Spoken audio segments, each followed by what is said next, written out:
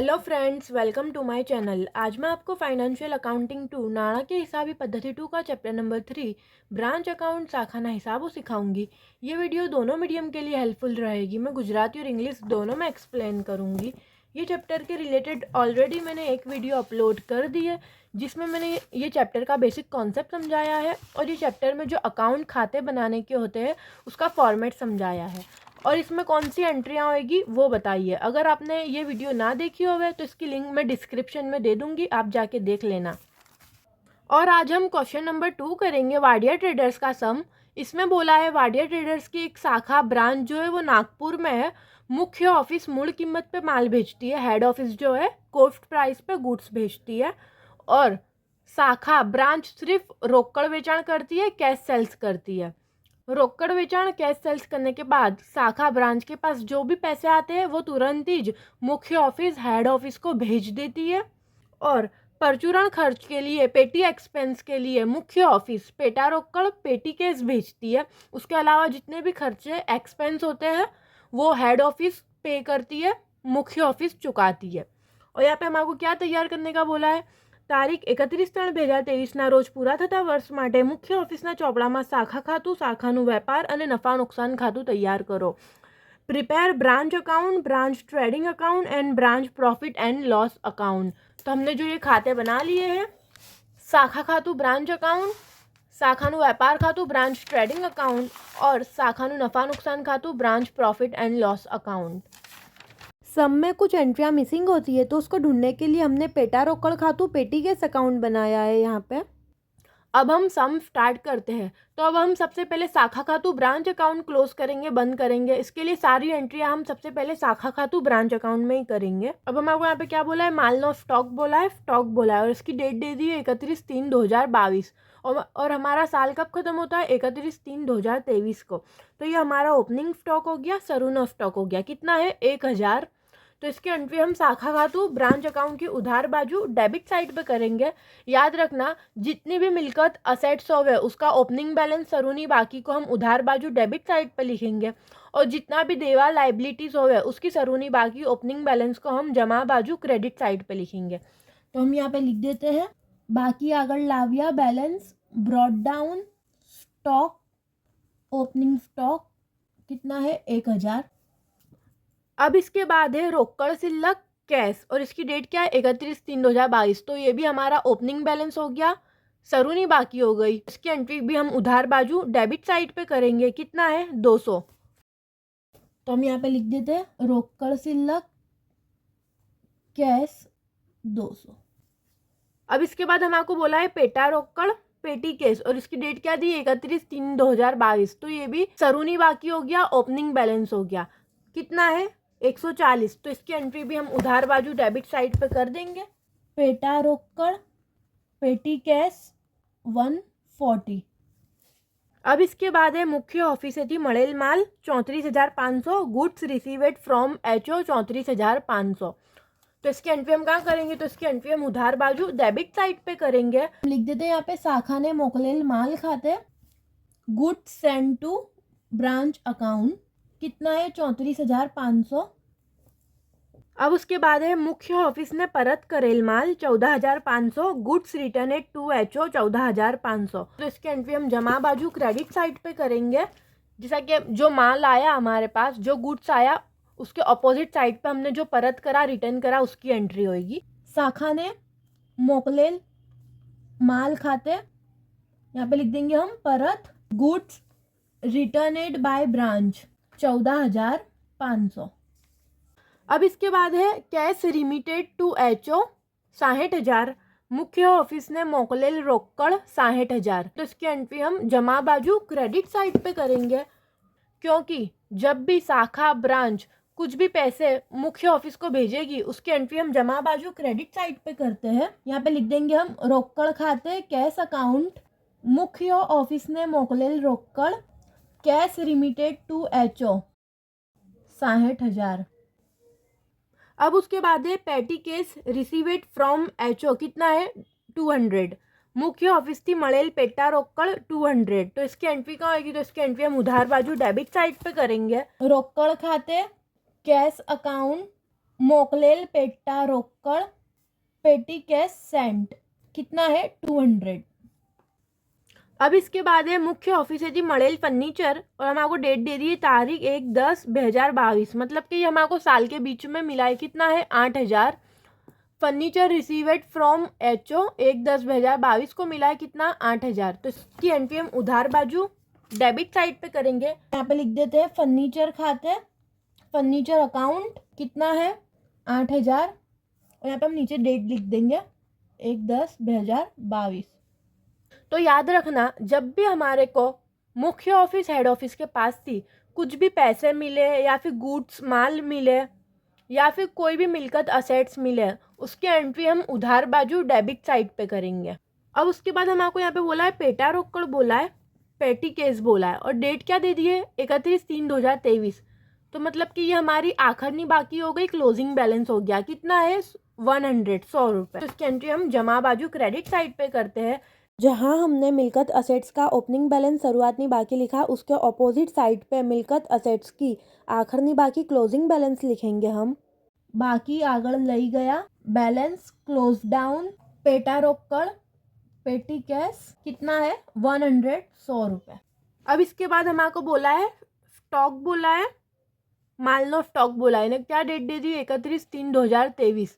तो ये भी हमारा आखिरी बाकी हो गया, क्लोजिंग बैलेंस हो गया कितना है 1000। तो इसकी एंट्री भी हम जमा बाजू क्रेडिट साइड पे करेंगे। तो लिख देते हैं यहाँ पे स्टॉक 1000। अब हमने यहाँ तक सब एंट्री कर दी है। अब इसके बाद यहाँ पे ये टेबल पे आते हैं तो यहाँ पे हम आपको सब खर्चे एक्सपेंस दे दिए।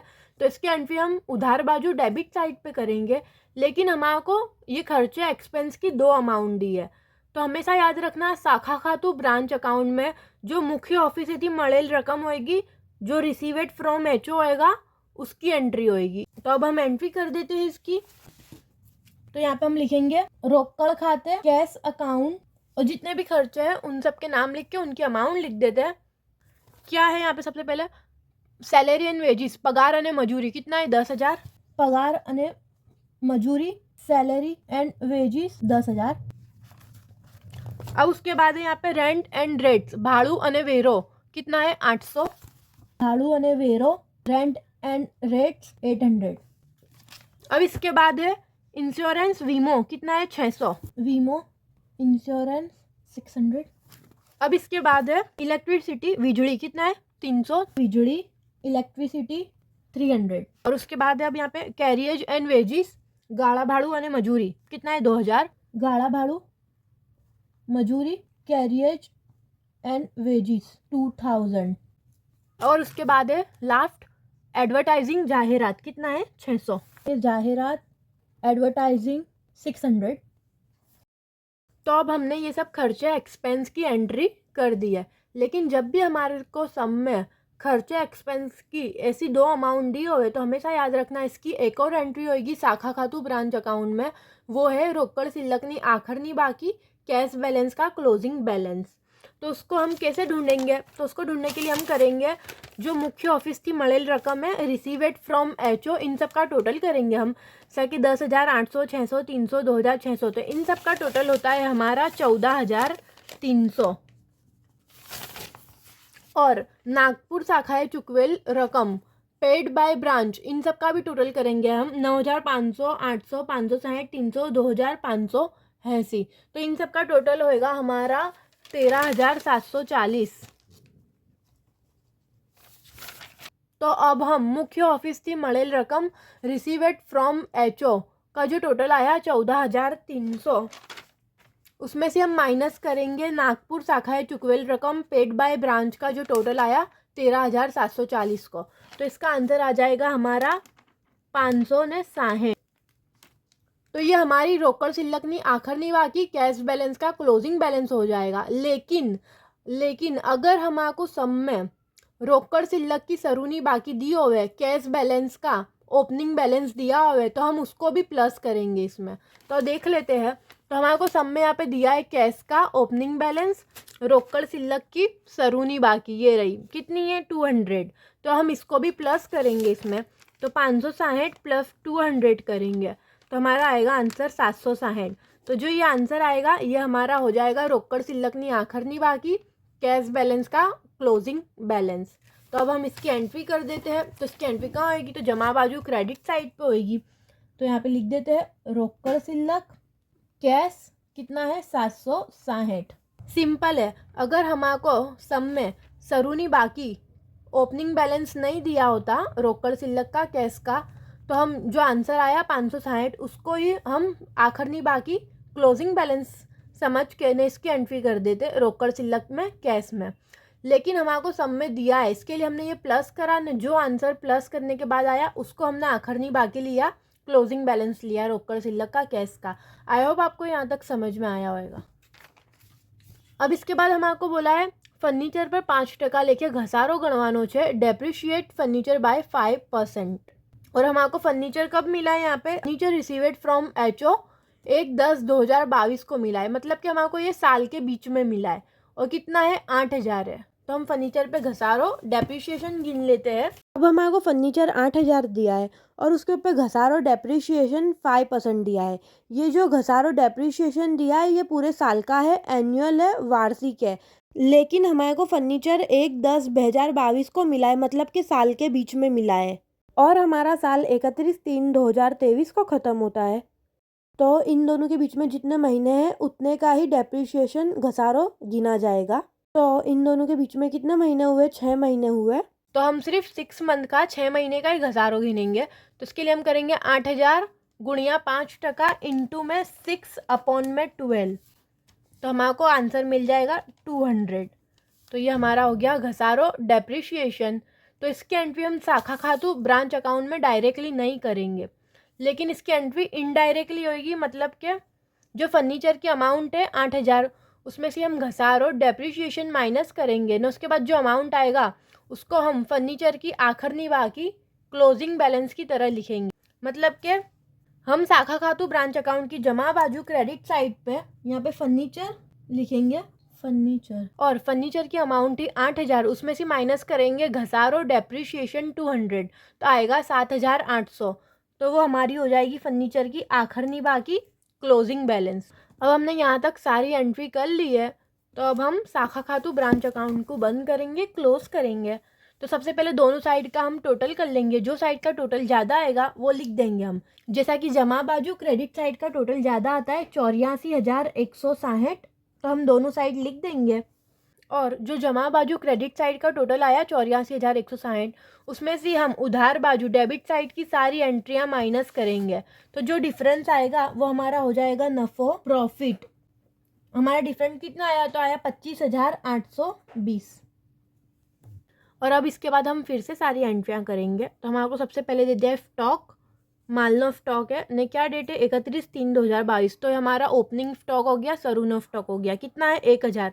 तो इसकी एंट्री हम व्यापार खातू ट्रेडिंग अकाउंट की उधार बाजू डेबिट साइड पे करेंगे। यहाँ पे लिख देते हैं हम सरूनो स्टॉक ओपनिंग स्टॉक, कितना है 1000। तो अब इसके बाद है रोकड़ सिल्लक कैश। तो इसकी एंट्री पाकू सरवैयू बैलेंस शीट में होती है और हमने अभी पाकू सरवैयू बैलेंस शीट नहीं बनाया, तो इसकी एंट्री नहीं करेंगे हम। इसके बाद है पेटा रोकड़ पेटी कैश, और डेट क्या है 31/3/2022। तो ये हमारा सरूनी बाकी हो गया, ओपनिंग बैलेंस हो गया, कितना है 140। तो इसकी एंट्री हमने जो पेटा रोकड़ खातू पेटी केस अकाउंट बनाया है उसकी उधार बाजू डेबिट साइड पे करेंगे हम। तो यहाँ पे लिख देते हैं बाकी आगड़ लाविया बैलेंस ब्रॉड डाउन 140 140। तो अब इसके बाद है मुख्य ऑफिस थी मड़ेल माल गुड्स रिसीवेड फ्रॉम एचओ, कितना है 34,500। तो इसकी एंट्री हम व्यापार खातू ट्रेडिंग अकाउंट की उधार बाजू डेबिट साइड पे करेंगे। तो यहाँ पे लिख देते हैं शाखा ने मोकलेल माल गुड्स रिसीवेड फ्रॉम एचओ, और अभी हम इसकी अमाउंट अंदर साइड लिखेंगे क्योंकि इसमें से हम जो भी परत हुआ रिटर्न हुआ वो माइनस करेंगे इस वजह से। तो हम लिख देते हैं यहाँ पे 34,500। और अब इसके बाद है मुख्य ऑफिस ने परत करेल माल goods return at to HO 14,500।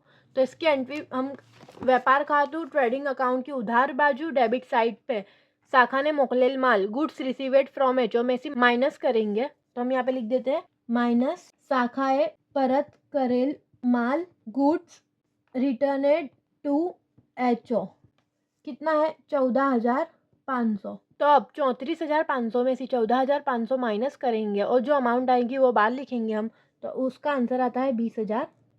अब इसके बाद है कैश रिमिटेड टू एचओ, मुख्य ऑफिस ने मोकलेल रोकड़ 60,000। तो हमारे को सम की स्टार्टिंग के पैराग्राफ में ही बोल दिया था कि शाखा ब्रांच के पास जो भी पैसे आते हैं वो तुरंत ही हेड ऑफिस को भेज देती है, और हमारे को सम में सेल्स वेचाण के रिलेटेड इन्फॉर्मेशन नहीं दी है। इसका मतलब ये है कि वेचाण सेल्स करने के बाद जो पैसे आए हैं शाखा ब्रांच के पास, वो पैसे उन्होंने मुख्य ऑफिस हेड ऑफिस को भेजे हैं। तो ये एक टाइप का रोकड़ वेचाण हुआ, कैश सेल्स हुआ। तो इसकी एंट्री हम व्यापार खातु ट्रेडिंग अकाउंट की जमा बाजू क्रेडिट साइड पे करेंगे। यहाँ पे लिख देते हैं शाखा ने मोकलेल रोकड़, और यहाँ पे लिख देंगे काउंस में रोकड़ वेचाण कैश लिमिटेड टू एचओ, और यहाँ पे हम लिख देंगे काउंस में कैश सेल्स। कितना है? 60,000 हमने यहाँ पे लिख दिया। अब इसके बाद मुख्य ऑफिस थी मड़ेल पेटा रोकड़ पेटी कैश रिसीवेड फ्रॉम एचओ 200। तो इसकी एंट्री हम पेटा रोकड़ खातू पेटी कैश अकाउंट की उधार बाजू डेबिट साइड पे करेंगे। तो यहाँ पे लिख देते मुख्य ऑफिस पासे थी मड़ेल रोकड़ पेटी कैश रिसीवेड फ्रॉम एचओ, कितना है? 200। और अब इसके बाद हम आपको बोला है मुख्य ऑफिस है थी मड़ेल फर्नीचर रिसीवेड फ्रॉम एचओ। तो फर्नीचर की एंट्री तो हम पाकू सर्वायु बैलेंस शीट में करते हैं, तो अभी हमने पाकू सर्वायु बैलेंस शीट नहीं बनाया है तो इसकी एंट्री नहीं करेंगे हम। उसके बाद हम आपको क्या बोला है? पेटा रोकड़ है पेटी केस है, और क्या डेट दी? 31/3/2023। तो हमारा ये आखिर नहीं बाकी हो गया, क्लोजिंग बैलेंस हो गया। कितना है? 100। तो इसकी एंट्री हम पेटा रोकड़ खातू पेटी केस अकाउंट की जमा बाजू क्रेडिट साइड पे करेंगे। तो हम यहाँ पे लिख देते हैं बाकी आगड़ लई गया बैलेंस क्लोज डाउन, कितना है? 100। और उसके बाद हमारे को यहाँ पे अब बोला है माल नो स्टॉक और डेट दे दी 31/3/2023। तो है हमारा क्लोजिंग स्टॉक हो गया, आखिर स्टॉक हो गया। कितना है? 1,000। तो इसकी एंट्री हम व्यापार खातू ट्रेडिंग अकाउंट की जमा बाजू क्रेडिट साइड पे करेंगे। यहाँ पे हम लिख देंगे आखिर स्टॉक क्लोजिंग स्टॉक, कितना है? 1,000। अब हमने यहाँ तक सब एंट्री कर दी है। उसके बाद हम ये टेबल पे आते हैं, तो यहाँ पे हमारे को सब खर्चे एक्सपेंस दिए हैं। और जब हमारे को खर्चे एक्सपेंस की ऐसी दो अमाउंट दी होवे, तब एक बात याद रखना, जब भी हम व्यापार खातू ट्रेडिंग अकाउंट में या फिर नफा नुकसान खातू प्रॉफिट एंड लॉस अकाउंट में ये सब खर्चे एक्सपेंस के एंट्री करेंगे, तो उसमें अब हम नागपुर शाखाएं चुकवेल रकम जो है पेड बाय ब्रांच जो है वो वाली अमाउंट लेंगे, याद रखना। अब हम एक एक करके एंट्री कर देते हैं सब खर्चे एक्सपेंस की। तो यहाँ पे सबसे पहले क्या है? पगार अने मजूरी, सैलरी एंड वेजिस। तो इसकी एंट्री नफा नुकसान खातू प्रॉफिट एंड लॉस अकाउंट की उधार बाजू डेबिट साइड पे करेंगे। और कौन सी अमाउंट लेंगे? तो जो नागपुर शाखा है चुकवेल रकम है पेड बाय ब्रांच है वो 9,500। तो लिख देते हैं हम पगार अने मजूरी सैलरी एंड वेजिस, कितना? 9,500। उसके बाद हम आपको बोला है भाड़ू अने वेरो रेंट एंड रेट्स। तो इसकी भी एंट्री हम नफा नुकसान खातू प्रॉफिट एंड लॉस अकाउंट की उधार बाजू डेबिट साइड पे करेंगे हम। कितना है? 800 रुपये। तो यहाँ पे लिख देंगे हम भाड़ू अने वेरो रेंट एंड रेट्स, कितना है? 800। और अब उसके बाद है वीमो है इंश्योरेंस है, और इसकी अमाउंट भी कौन सी लेंगे? जो शाखाएं चुकवेल रकम है जो पेड बाय ब्रांच है वो, मतलब कि 560। इसकी एंट्री भी हम नफा नुकसान खातू प्रॉफिट एंड लॉस अकाउंट की उधार बाजू डेबिट साइड पे करेंगे। यहाँ पे लिख देते हैं वीमो इंश्योरेंस 560। इसके बाद क्या है? बिजली इलेक्ट्रिसिटी, इसकी भी एंट्री हम नफा नुकसान खातू प्रॉफिट एंड लॉस अकाउंट की उधार बाजू डेबिट साइड पे करेंगे। और अमाउंट कौन सी लेंगे? ये 300। जो शाखाएं चुकवेल है जो पेड की है ब्रांच ने वो बिजली इलेक्ट्रिसिटी 300। अब इसके बाद क्या है? गाड़ा भाड़ू अने मजूरी कैरियज एंड वेजिस। तो इसकी एंट्री हम व्यापार खातू ट्रेडिंग अकाउंट की उधार बाजू डेबिट साइड पे करेंगे। और अब इसमें भी कौन सी अमाउंट लेंगे? तो जो शाखा है चुकवेल रकम है पेड बाय ब्रांच है वही 2,000। यहाँ पे हम लिख देते हैं गाड़ा भाड़ू अने मजूरी कैरियज एंड वेजिस 2,000। उसके बाद हम आपको छेल्ला क्या दिया है? जाहिरात खर्च एडवर्टाइजिंग। इसकी एंट्री हम नफा नुकसान खातू प्रॉफिट एंड लॉस अकाउंट की उधार बाजू डेबिट साइड करेंगे। और अमाउंट कौन सी, जो शाखा है चुकवेल है, पेड बाय ब्रांच है, वो लेंगे 580। तो लिख देते हम जाहिरात एडवर्टाइजिंग 580। यहाँ पे याद रखना है, जब भी हम आपको खर्चे एक्सपेंस की 2 अमाउंट दी होवे तो शाखा खातु ब्रांच अकाउंट में हमेशा मुख्य ऑफिस की जो મળેલ रकम है, रिसीवेड फ्रॉम एचओ है, वो वाली अमाउंट लिखेंगे। और प्रॉफिट एंड लॉस अकाउंट नफा नुकसान खातु में और व्यापार खातु ट्रेडिंग अकाउंट में जो शाखा है चुकवेल रकम है, पेड बाय ब्रांच है, वो अमाउंट लिखेंगे हम। आई होप आपको यहाँ तक समझ में आया होगा। इसके बाद यहाँ पे बोला है फर्नीचर पर 10% लेखे घसारो गणवानो छे, डेप्रिशिएशन फर्नीचर बाय 5%। तो हमने घसारो डेप्रिशिएशन की पहले ही गणतरी कर ली थी, तो हमारा घसारो डेप्रिशिएशन कितना आया था 200। तो इसकी एंट्री हम कहाँ करेंगे, तो इसकी एंट्री हम नफ़ा नुकसान खातु प्रॉफिट एंड लॉस अकाउंट की उधार बाजू डेबिट साइड पे करेंगे। तो यहाँ पे लिख देते हैं घसारो डेप्रिशिएशन कितना है 200। अब हमने यहाँ तक सारी एंट्रियाँ फिनिश कर दी है। अब हम सब अकाउंट क्लोज करेंगे। तो सबसे पहले हम पेटा रोकड़ खातु पेटी केस अकाउंट क्लोज करेंगे। तो हम दोनों साइड का टोटल कर लेंगे और जो साइड का टोटल ज़्यादा आएगा वो लिख देंगे हम। सर कि यहाँ पे उधार साइड डेबिट साइड का टोटल ज़्यादा आता है 340, हमने लिख दिया।